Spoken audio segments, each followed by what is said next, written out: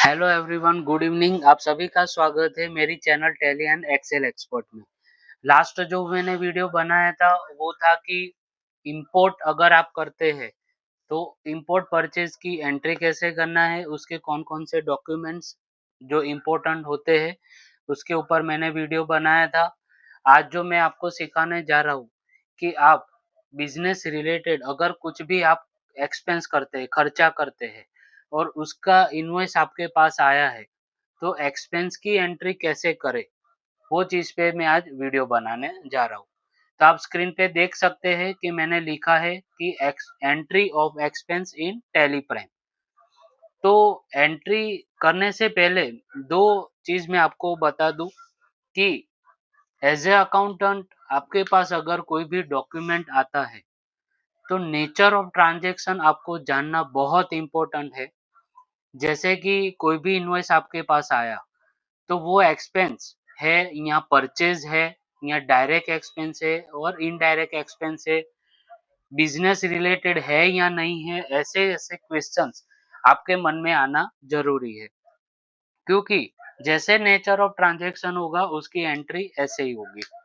जैसे कि अगर आपके डायरेक्टर है या आपके ओनर है या आपके कस्टमर है जिसका आप अकाउंट लिखते हैं, अगर उन्होंने कोई भी एक्सपेंस किया है और वो एक्सपेंस बिजनेस रिलेटेड नहीं है, तो मैं आपको बता दूं कि वो एक्सपेंस जो भी है वो आपको इनकम टैक्स में बाद नहीं मिलेगा। मतलब कि वो वैलिड ट्रांजैक्शन नहीं माना जाएगा और उसका जो भी इफेक्ट है वो आपको कैपिटल अकाउंट में देना पड़ेगा। तो इसीलिए आपको जानना ज़रूरी है कि जो भी एक्सपेंस हो रहे हैं वो बिज़नेस रिलेटेड है या नहीं है। तो पहला ही जो आपको स्टेप जो आपको जानना है वो ये है कि expense is related to business और नॉट। सबसे पहला क्वेश्चन ये आना चाहिए। दूसरा आएगा कि on receipt of invoice copy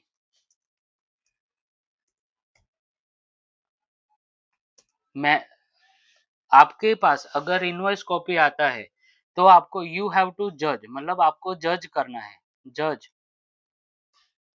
whether it is expense और परचेज। आपको ये चीज जानना है। परचेज क्या है? जो आप मटेरियल वगैरह परचेज करते हो या फिनिश गुड्स परचेज करते हो, तो वो आपको जानना है। या ये पर एक्सपेंस है या नहीं है। जैसे मानो कि मेरे क्लाइंट ने सीमेंट परचेज की है, तो अगर वो सीमेंट के वेंडर है तो उसके लिए वो परचेज है।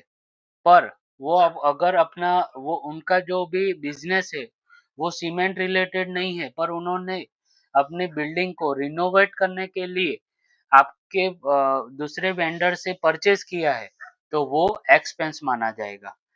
तो तीसरा जो आपको जानना है वो जानना है कि expense whether expense is regular expense और कैपिटलाइज एक्सपेंस। जैसे मैंने आपको अभी बताया कि सीमेंट परचेज किया है, अगर आप बिल्डिंग में मेजरली कुछ चेंज कर रहे हैं, जैसे उसका पूरा स्ट्रक्चरल चेंज हो सकता है या उसका जो भी बेनिफिट है वो आपको 1 साल से ज्यादा मिलने वाला है, जैसे मशीनरी परचेज की, तो बिजनेस में मशीनरी परचेज करने के बाद वो उसका बेनिफिट कंपनी को 1 साल से ज्यादा होने वाला है, तो वो आपका फिक्स असेट मतलब कि कैपिटलाइज करना पड़ेगा, वो कैपिटलाइज एक्सपेंस हो जाएगा या आप उसको फिक्स असेट्स भी बोल सकते हैं। और आप अगर रेगुलर एक्सपेंस करते हैं, जैसे कि आपने कुछ भी रेगुलरली, जैसे लाइट बिल हो गया, इलेक्ट्रिसिटी हो गई, रेंट हो गया, सैलरी हो गई या ट्रांसपोर्टेशन एक्सपेंस हो गए, जो भी आप रेगुलर एक्सपेंस करते हैं, तो वो एंट्री आपको रिफ्लेक्ट करना है प्रॉफिट और लॉस अकाउंट में। तो ये स्टेप भी आपको जानना जरूरी है। इसके बाद जो पॉइंट आता है कि ये जो आपने एक्सपेंस किया है, तो whether vendor has mentioned GST number और नॉट।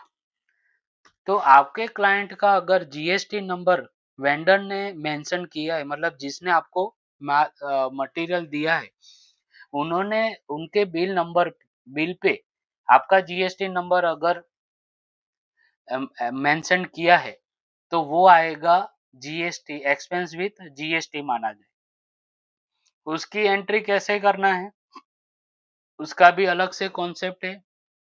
और वेंडर ने जीएसटी नंबर नहीं मेंशन किया है, या फिर ऐसे कोई भी एक्सपेंस है, जैसे कि होटल एक्सपेंस हो गया, या इनवैलिड आईटीसी के एक्सपेंस हो गए, जैसे कि आप फॉर एग्जांपल मान लो कि लग्जरियस कार आपके डायरेक्टर ने या ओनर ने या आपके क्लाइंट ने परचेज किए, जिसके ऊपर आपको जीएसटी नहीं मिलने वाला है, तो उसी उसको ऑप्शन 2 में रखेंगे, जो है एक्सपेंस विदाउट जीएसटी। तो इन सब की एंट्री कैसे करना है, वो पूरा कॉन्सेप्ट मैं आज आपको सिखा रहा हूँ। तो चलो चलते हैं अभी टैली की ओर, मतलब एंट्री कैसे करना है। तो फर्स्ट जो एंट्री है कि आप एक्सपेंस जो है वो बिजनेस रिलेटेड अगर आप कर रहे हैं, आपने डॉक्यूमेंट से आपने जज कर लिया है कि ये जो भी एक्सपेंस है जो इंकर हुआ है वो बिजनेस रिलेटेड है, तो सेकंड पॉइंट पे आपको आना है कि वो रेगुलर एक्सपेंस है या फिक्स असेट है। तो अगर रेगुलर एक्सपेंस है तो विथ जीएसटी अगर बिल है, तो आपको उसकी एंट्री कैसे करना है वो पहले मैं आपको सिखाता हूँ। इसके लिए एंट्री करने के लिए आपको आना है वाउचर पे। कोई भी एक्सपेंस की एंट्री जो है वो F7 जर्नल में आपको एंट्री करना है। पहले आप डेट सिलेक्ट कर लीजिए। जर्नल में आप देख सकते हैं कि इनवॉइस नंबर जो भी आपके वेंडर ने आपने इनवॉइस दिया है उसका नंबर और डेट नहीं दिख रहा है, तो वो करने के लिए आपको देना है F12 में जाना है, ऑल कॉन्फ़िगरेशन पे यस कीजिए। यहाँ पे आपको एक ऑप्शन दिख रहा है provide reference number and date, इसके आप यस कर दीजिए। तो रेफरेंस नंबर में जैसे आपको बिल नंबर दिखना है, जैसे बिल नंबर है, डेट आ गई। इसके बाद जीएसटी एक्सपेंस जो है, जैसे कि ये मेरे पास जो बिल है वो कुरियर का बिल है, तो मैं डाल रहा हूँ कुरियर एक्सपेंस। लेजर सिलेक्ट करने के लिए, ये लेजर कैसे सिलेक्ट करना है, कौन से ग्रुप में सिलेक्ट करना है, उसका भी मैंने एक वीडियो बनाया है। तो मैं आप सभी से रिक्वेस्ट करूंगा कि आप मेरी चैनल पे आके ये वीडियो भी आप एक बार देख लीजिए, तो ये कॉन्सेप्ट आपको ज्यादा क्लियर हो जाएगा। तो जैसे मैंने लेजर बनाया, कुरियर चार्जेस जीएसटी 18% जो अंडर ग्रुप आएगा इनडायरेक्ट एक्सपेंस में। नीचे आने के बाद जीएसटी एप्लीकेबल है, तो मैंने एप्लीकेबल कर दिया है, एचएसएन नंबर लिख दिया है, और जीएसटी का रेट लिखने के बाद कंट्रोल ए के साथ इसको सेव करेंगे। अमाउंट लिखेंगे, बेसिक अमाउंट जिसके ऊपर जीएसटी चार्ज किया है। उसके बाद जीएसटी का लेजर सिलेक्ट करेंगे,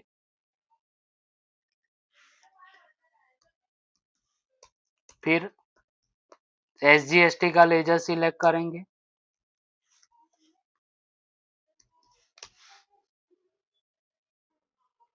एंट्री होने के बाद टू में हम जो भी वेंडर है जिससे हमने सर्विस ली है उसका लेजर सिलेक्ट करेंगे। उसका भी लेजर कैसे बनाते हैं और अंडर ग्रुप कैसा कौन सा रखेंगे, वो जो मैंने बताया कि मैंने एक वीडियो बनाया है लेजर क्रिएशन और ग्रुप सिलेक्शन के ऊपर, तो मैं रिक्वेस्ट करूंगा वो आप वीडियो देखेंगे तो ये चीज आपको ज़्यादा क्लियर हो जाएगी। तो ये वीडियो देखने से पहले आई रिक्वेस्ट कि आप वो वीडियो एक बार देख लीजिए। अमाउंट सिलेक्ट करने के बाद आप नरेशन भी लिख सकते हैं। तो अभी मैंने ये एंट्री कर दी है।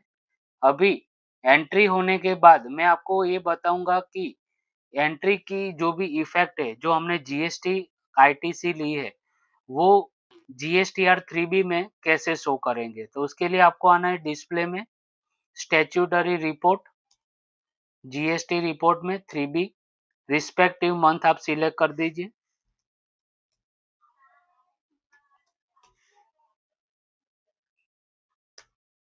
तो आप देख सकते हैं कि यहाँ पे एंट्री शो कर रही है और अमाउंट भी इसमें आ गया है। अगर ये अमाउंट में कोई भी एरर है, अमाउंट गलत आ रही है या आपने कोई भी गलत लेजर सिलेक्ट कर दिया है, तो ये एंट्री यहाँ पे रिफ्लेक्ट नहीं करने के यहाँ पे रिफ्लेक्ट करेगी, यहाँ पे वो रिफ्लेक्ट नहीं करेगी। और इसके मतलब कि वो अगर एरर है तो वो आपको दिखाएगी अनसर्टेन ट्रांजैक्शन में। तो ये एक कॉन्सेप्ट हो गया कि विथ जीएसटी अगर आपका एक्सपेंस है, तो उसकी एंट्री कैसे करना है। दूसरा मैं आपको बताऊँगा कि आपने कोई भी मिसेलेनियस एक्सपेंस किया है जिसके ऊपर जीएसटी नहीं लगा है, जैसे कि चाय-कॉफ़ी का एक्सपेंस हो गया या आप छोटा-बड़ा कोई भी आपने कुरियर कंपनी को कैश दे दी, तो उसकी एंट्री करने के लिए आपको क्या करना है, अगर वो बहुत ज़्यादा एंट्री नहीं है, तो आप जब भी आप पेमेंट करते हो, उसी टाइम वो एंट्री कर दीजिए अगर बिल पे जीएसटी चार्ज नहीं किया है तो। तो डायरेक्ट पेमेंट की एंट्री करने के लिए आपको F5 पेमेंट में जाके आपको एंट्री करनी है। जैसे मैंने कैश से पे किया है, तो मैं लिख दूँगा कैश और यहाँ पे मैं लिख दूँगा पोस्ट कुरियर। कुरियर का लेजर जीएसटी वाला आपको सिलेक्ट नहीं करना है। अगर आपने जीएसटी वाला लेजर सिलेक्ट कर दिया, तो 3B में एरर दिखेगी। तो आपको विदाउट जीएसटी वाला लेजर सिलेक्ट करना है। विदाउट जीएसटी लेजर्स अगर आपको क्रिएट करना है, तो जीएसटी में आपको नॉट एप्लीकेबल करना है, बाकी सब सेटिंग्स एज़ इट इज़ रहेंगे। तो मैंने लेजर सिलेक्ट कर दिया, यहाँ पे मैंने अमाउंट लिख दी और कंट्रोल ए के साथ मैं सेव कर दूँगा। आप नरेशन में भी लिख सकते हैं, बिल नंबर हो गया, पार्ट वेंडर का नाम वगैरह हो गया, वो पूरा आप नरेशन में लिख सकते हैं। कंट्रोल ए के साथ मैं एंट्री सेव कर दूँगा। तो ये दूसरा हो गया कि एक्सपेंस जो विदाउट जीएसटी है, उसकी एंट्री कैसे करते हैं। थर्ड पॉइंट है कि आपने डॉक्यूमेंट रीडिंग करके आपने जजमेंट लिया है कि ये जो भी खर्चा है वो कैपिटलाइज एक्सपेंस है, जैसे मशीनरी परचेज की है, तो उसकी एंट्री कैसे करेंगे वो मैं आपको बता देता हूँ। इसके लिए मैंने ऑलरेडी एंट्री कर दी है, वो एंट्री मैं आपको बता देता हूँ। अभी आपको एक जो क्वेरी आएगी कि क्या हम जो भी जीएसटी का आईटीसी है, हमने फिक्स असेट परचेज किया है, तो उसके ऊपर हम क्लेम कर सकते हैं। तो उसका आंसर है यस, बट इसमें कंडीशन ये है कि जो भी आपने एक्सपेंस किया है, वो बिजनेस रिलेटेड ही होना चाहिए, पर्सनल एक्सपेंस नहीं होना चाहिए। सेकंड, आपने अगर कोई भी व्हीकल परचेज किया है, तो व्हीकल में भी आपके सिर्फ कॉमर्शियल व्हीकल पे ही आपको आईटीसी मिलेगी। आपने कार परचेज की है, भले ही आपके डायरेक्टर, आपके ओनर है या आपके क्लाइंट जिसका आप अकाउंट लिखते हैं, वो बाय कार वो ऑफिस पे आते हैं, मतलब बिजनेस के लिए भी यूज़ करते हैं, पर वो कार परमानेंटली वो प्राइवेट कार ही मानी जाएगी, जिसके ऊपर आपको आईटीसी नहीं मिलेगी। तो ये गलती आप कभी भी मत करना। तो जैसे आप देख सकते हो कि एक मेरे पार्टी ने एयर कंडीशन परचेज़ किया है एसी, जो उन्होंने फैक्ट्री पे लगवाया है, तो उसकी एंट्री कर कैसे की है वो मैं आपको बता देता हूँ। इसके लिए लीजर सिलेक्ट किया है, तो फिक्स असेट का लेजर सिलेक्ट करने पे आपको जो ग्रुपिंग सिलेक्ट करना है फिक्स असेट करना है। इसके बाद सेम सेटिंग्स है, जीएसटी में एप्लीकेबल कीजिए, एचएसएन डालिए, जीएसटी रेट डालिए और ये जो है विंडो उसको आप कंट्रोल ए के साथ सेव कर दीजिए। सेव करने के बाद बेसिक अमाउंट लिखिए, सीजीएसटी के अमाउंट मैन्युअली, एसजीएसटी के अमाउंट मैन्युअली लिखिए, जहाँ से आपने परचेज किया है वो पार्टी को सिलेक्ट कर दीजिए और एंट्री सेव कर दीजिए। सेम एंट्री है, सिर्फ रेगुलर एक्सपेंस में और फिक्स असेट एक्सपेंस में आपको सिर्फ ग्रुपिंग का ध्यान रखना है। तो ये हो गया कि जो भी नेचर्स ऑफ ट्रांज़ैक्शन है, अगर वो नेचर्स ऑफ ट्रांज़ैक्शन एक्सपेंस है, मतलब परचेज़ नहीं है, एक्सपेंस है, तो उसकी एंट्री कैसे करना है, उसके ऊपर मैंने ये पूरा वीडियो बनाया है। तो आई होप कि आपका कॉन्सेप्ट क्लियर हुआ होगा ये वीडियो के साथ। तो अगर आपको ये वीडियो अच्छा लगा हो, आपके लिए कुछ जानने को मिला हो, तो ये वीडियो को आप लाइक कीजिएगा और मेरी चैनल को सब्सक्राइब कीजिएगा। नया वीडियो बनाऊँ तब तक के लिए आप सभी का धन्यवाद। मिलते हैं नए वीडियो के साथ। तब तक के लिए थैंक यू।